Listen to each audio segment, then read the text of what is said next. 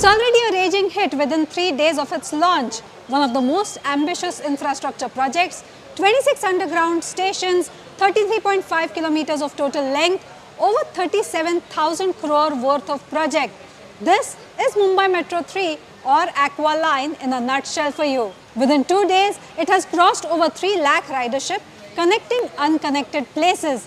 It has been a boon for commuters spending hours in Mumbai's traffic or squeezing themselves in jam-packed trains. And though there are some teething troubles like last mile connectivity at BKC or lack of mobile networks inside the metro, this is something that Mumbai has been waiting for years. Today I have with me Ashwini Bhide, the MD of Mumbai Metro Corporation, an IAS officer who is also known as the Metro Woman.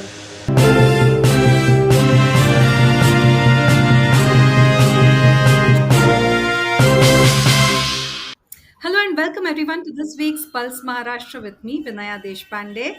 I am the Maharashtra Chief of Bureau of the Hindu and your host for the show. And every week we take you through some of the most important stories from Maharashtra that the nation should know. And this week we bring to you the story behind the biggest story from Maharashtra, and that is about Mumbai Metro 3 or the Aqua Line, which is making waves since the day it was launched.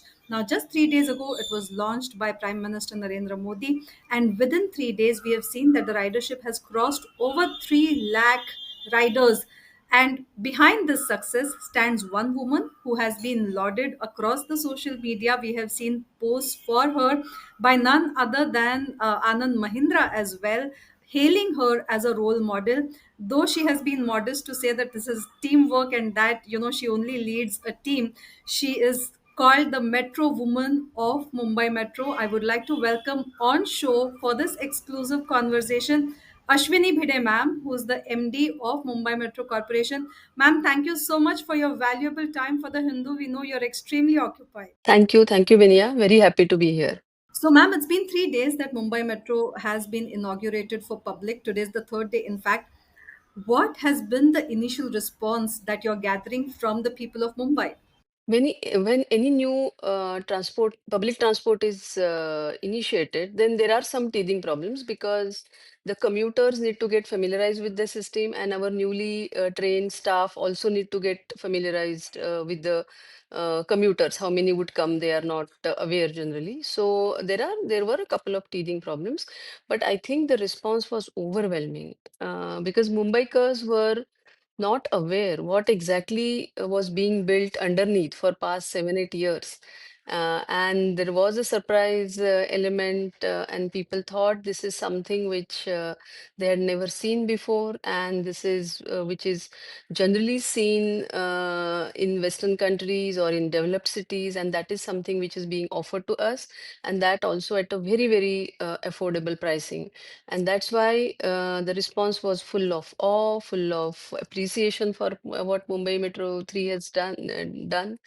The confidence was completely boosted, and people thought that now they are getting what they truly deserve. And this is how our regular commute should be, because the stations are very swanky, very spacious. It's air conditioned. The trains are very good. All modern tech systems are there. So the communication system is very strong. The speed and reliability is, of course, one of the best. So I think Mumbaikars have welcomed it with wholeheartedness, and they know what the troubles they have gone through during the construction. I think they are duly compensated by when the line is commissioned. Ma'am, some people have been saying that, we did not know that another city existed under Mumbai, which has now been revealed due to the metro. It seems like, the kind of underground construction that has happened is awe-inspiring. And, we have seen that for Mumbai, which has been extremely harassed by the kind of road traffic, by the kind of delays that are being caused by the road traffic. This seems like a much needed relief. From the time when you had faced stiff opposition for the project to a time when there is only awe and congratulatory messages, How has the journey been for you? No, it has been, as I mentioned earlier, it has been a roller coaster ride, and there were rays of hope at times, and there were some moments of dismays. But me and my team knew that what common people can't visualize, we could visualize that this is how the metro is going to come. We knew that. But it is pretty natural for the common commuters who had not seen this kind of a system, and during construction how exactly it is going to get shaped up, because everything is happening underneath, they didn't have an idea. So naturally there was opposition, and this opposition had come from multiple reasons. First of all, not having adequate information, then some kind of a fear and uncertainty how long the project is going to go on, whether this will jeopardize some of their existing lifestyle, their current, the way they, where their houses are there, where their offices are there, because it was a completely disruptive project. So naturally, people had that fear in their mind, and I understand that's the reason why it was opposed so vehemently in the beginning. But we kept our promise on, and we kept on educating people, telling them that what is going to come up, though you can't visualize it, but 7 years down the line, this is something which you are going to get. And today we are really, really happy that we could, stick to that promise. We could deliver what we had promised way back, because I had myself taken so many public consultations, and every time I used to promise them, I used to tell them that yes, your today's toil is going to get converted into a beautiful dream-like, commute, which you truly deserve.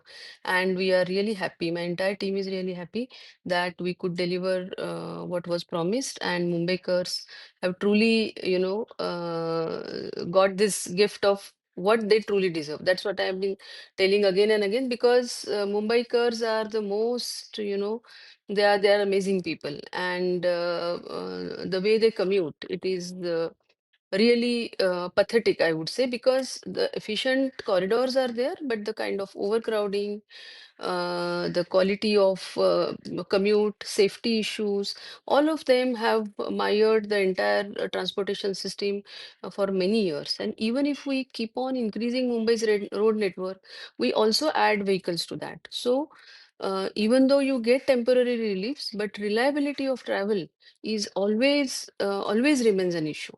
And dedicated rail-based public transport resolve those issues. And that also, if you do it in such a way that basically makes the commute not only reliable but also comfortable, also awe-inspiring, also boosting the confidence, then I think nothing like it. And that's why this journey for us has been amazing, and we have kind of forgotten what we had gone through earlier, because I can see the happiness on people's face, and that has made us forget, what kind of challenges we had to overcome. Ma'am, you've said it really well. As a Mumbaikar myself, and traveling through all those grueling ways, it was something. And with the kind of structure that Mumbai has, there are space challenges because it's an island city. You cannot generate space really, and so the only way is to go vertically up or vertically down. The metro has shown how you can go vertically down. There were concerns about it, about how underground metros or underground structures would perform really. The city gets flooded. This is the first fully underground metro that Mumbai has. How difficult has it been, for how challenging has the whole process been, and specifically with respect to underground construction, since 33 kilometers of underground stretch is what the Mumbai Metro does. What were the specific challenges that you faced when you were digging down so deep? To talk about construction challenges, I think space was the biggest constraint, because we had to build all put together 56 kilometers of tunneling, because 33 kilometers long, two corridors with stations in between. So actual length of tunneling was 56 kilometers, and for that we had to use 17 tunnel boring machines. Now, these huge TBMs, you have to put inside the ground what we call launching of the TBMs. And once the tunnel section is completed, then you have to retrieve it. So you need space for launching shaft and retrieval shaft, which was not at all there, not a single inch. The reason is wherever the space was, they were either open playgrounds or gardens, or they were the lands which were fully encroached by people. So we had to create those spaces by adopting different methodologies, creating alternative arrangements for some of the usages. So that was the biggest challenge. Second was for the tunneling generated lot of muck, lot of excavated material. Now that material, how to transport it outside the city, where to dispose it in a very, very scientific and environmental friendly way, because city also has restrictions on vehicles, entry of vehicles, big vehicles, construction vehicles. So that was another challenge. Third biggest challenge was the station construction. Tunneling is still a little bit easy once you find spaces for the tunnel boring machine. Then those TBM start working quietly and it doesn't impact.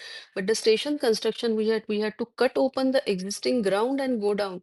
Then we had to deal with multiple utilities, shift them temporarily. If they get broken, then immediately repair them because you can't disrupt the service. Find out alternative spaces for them. So that was the biggest challenge in stations. Second was traffic, because out of 26 stations, 19 stations are below roads. So on the existing roads, without stopping the traffic, we had to construct this station. So we had to lay multiple steel decks to ply the traffic. There was a lot of opposition, and once you put the steel decks and we are having construction, then you have to ensure intermediate kind of crossings where the local people, their life is not disturbed. So that was another challenge. And the last but not the least, the safety of the surrounding buildings, because station construction goes on for a long time. We have to create an underground box of 25-meter wide, 25-meter deep, and 250-meter long. So to create such box beneath the road in a very, very congested area where we are surrounded by either very dilapidated buildings, old structures, houses, chawls, and all sometimes even high-rise buildings. So the safety of these buildings, that was another challenge. And apart from that, the tree cutting, a lot of perception related challenges, because we are day to day, if you are going to be there for say 5 6 years, the local problems because of the noise, because of the dust, because of the movement of construction vehicles, and then taking people along. So all those challenges were quite overwhelming, and we found out ways in each and every one of them. And we also learned with the flow, that not that at the beginning only everything was readily available. And then some of the stations were beneath the buildings. So there is no scope of cutting open that area from the top, because the station. So what we had to do is, these are called NATM station. There were 7 such stations where we were horizontally excavating beneath the buildings to build the station. So there the safety of the buildings was again very challenging, and construction was also difficult because we could get only very small openings on the surface, which we had to use to put our construction material down and get up the excavated material up. All the manpower movement was also through those small openings. Then keeping the ventilation intact, ensuring the speed of the construction remains as it is. All those challenges were there. But they were systematically overcome. Safety was also perfectly ensured. So these, I think, I can cite some of the challenges. There were multiple, but just to mention a few. These were the construction challenges during this process. Ma'am, were any new technologies which were not used till now in India used during the construction of Mumbai Metro 3 for the peculiar challenges that the project faced? There were many, but typically tunneling technology, the TBMs are very well established now. Even the way stations are constructed, either by using secant piling or diaphragm walls, these are also pretty well established. But there are few things which we did differently. For example, the track structure. Today, when the tunnels are laid and the tracks are laid beneath the buildings, we always thought that in a such a congested city and where the population density is so high and so many people are living above these tunnels and tracks, later on, once the operations are started, they shouldn't feel the vibration or the noise, because sometimes in Delhi, in some areas with the old metros, the houses on the top they feel, and in all over the world, not only in Delhi.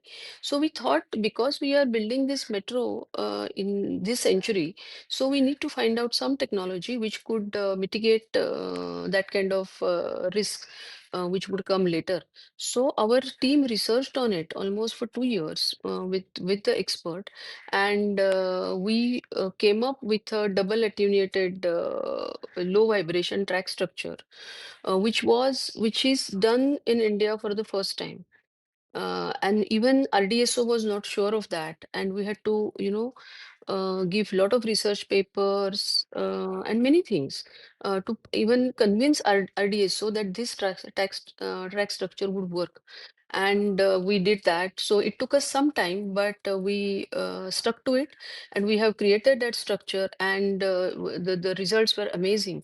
Later on, even before the metro was commissioned, the first phase, we did again all kinds of testing, what kind of vibration and noise levels are coming, and they are much, much less than even the standard noise levels which are allowed above underground metro station. So that was something which we did differently. Then, of course, the driverless train technology, but many metros are now slowly adopting it. We did it. Another important thing, I don't say in terms of technology, but the construction methodology. I talked about these seven NATM stations which we did.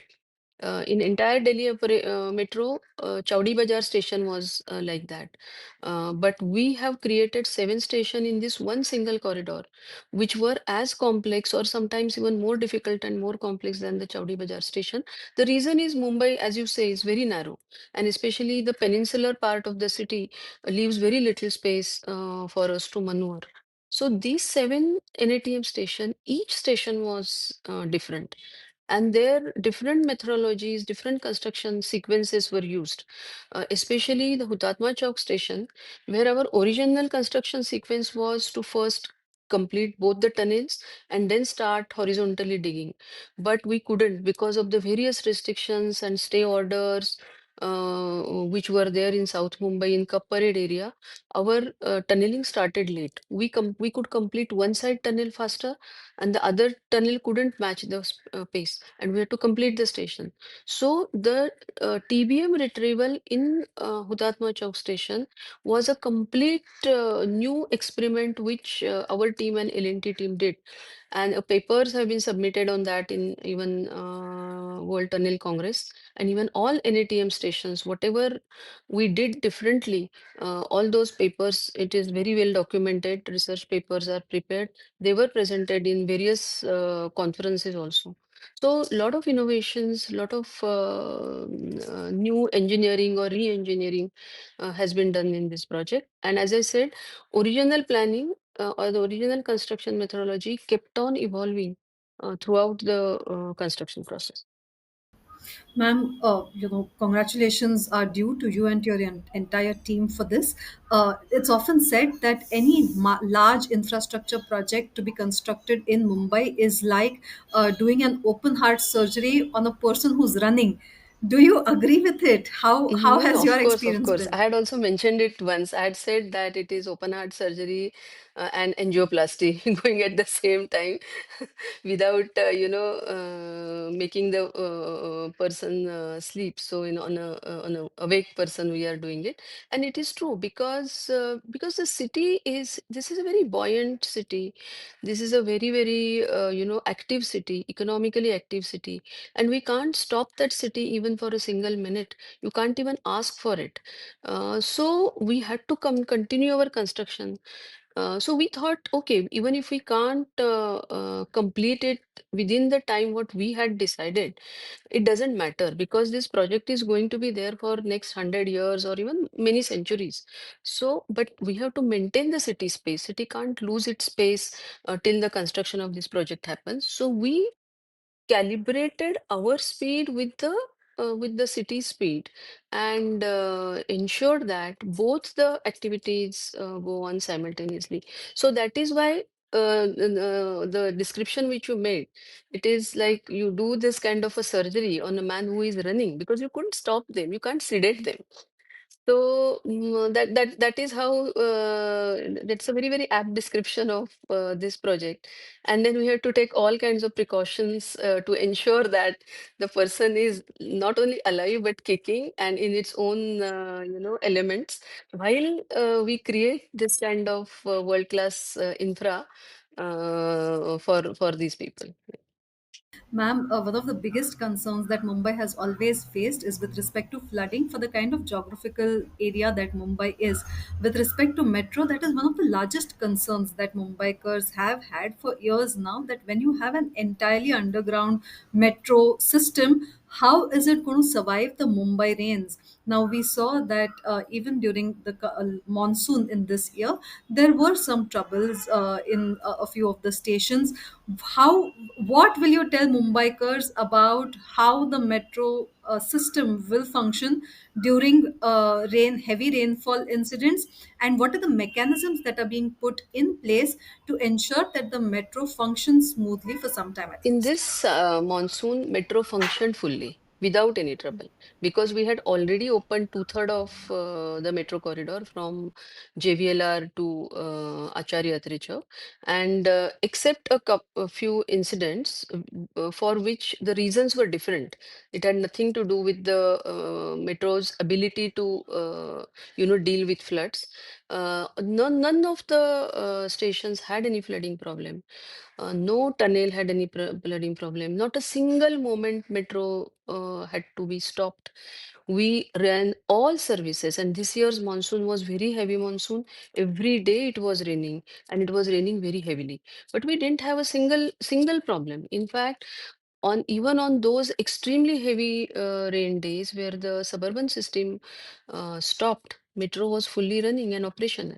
Only one incident which happened at Acharya Trichau, it was a completely for different reason, though it was projected in a very very bad manner and some kind of fear mongering was done, but it was not correct because that particular entry was not fully constructed. It is still under construction because the Acharya 3 station has six entries, very, very complicated. Three are in service, three are under construction, and they will complete by January end. So that particular entry where the concreting was yet to be done, a huge water bulge was built up because of the rupture of outside this stormwater drain, which was buried in the ground, and that whole huge bulge was built in that pit which was dug for the construction of entry, and at some point of time it gave way. So our the entry part which was not concretized, that the water came inside the station, and because it's an underground system, the water just uh, pushed itself inside the station. That was just a 5-second event. I watched it myself on the CCTV, but immediately after that, it was taken care of. In fact, the our damage was more than what happened to people because the water came in the station and we had to throw it out. But that was the only incident which didn't cause any damage to any life. It was our internal damage, and necessary precaution is taken. But I fully assure people that in this monsoon, also all our tunnels were there, our trials were going on, our stations were there, and no water came inside. In fact, this is going to be the most important evacuation corridor during heavy monsoon if the city gets flooded, and all necessary precautions to ensure that the flood water doesn't get into the city are taken. All our entry exits are above flood level, and we already have the data of the 26th July floods, which is once in a 100 years kind of a phenomena, and those have been gone into in our designs of this station. And there will absolutely be no problem. The system is already tested for the monsoon in this season.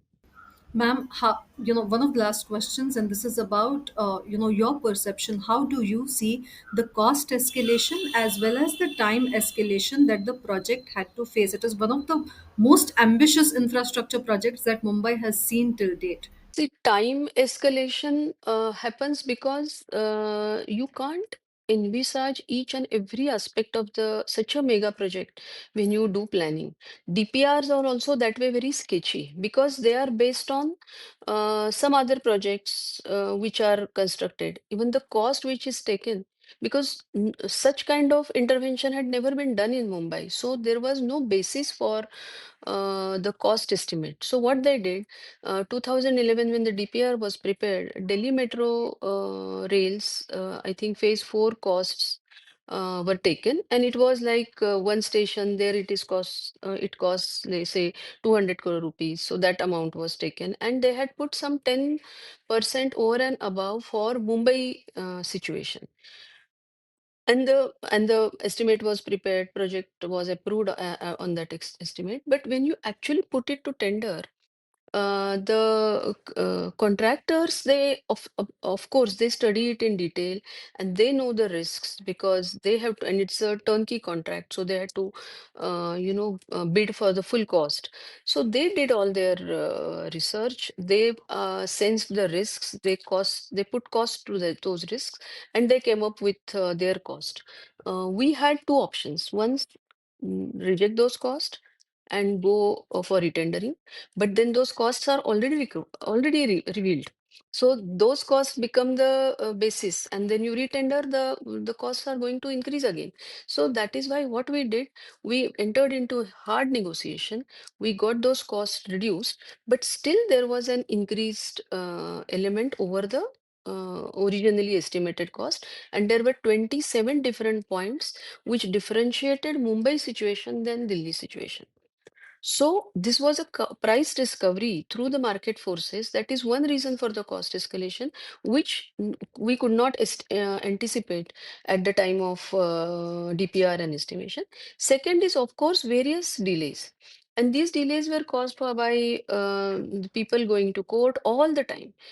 On those 5, 6 years, we have faced more than 100 litigations, and these litigations went up to Supreme Court, and each has its own time. Many cases we got stay, we received stay orders, and those stay orders actually coincided with our working season.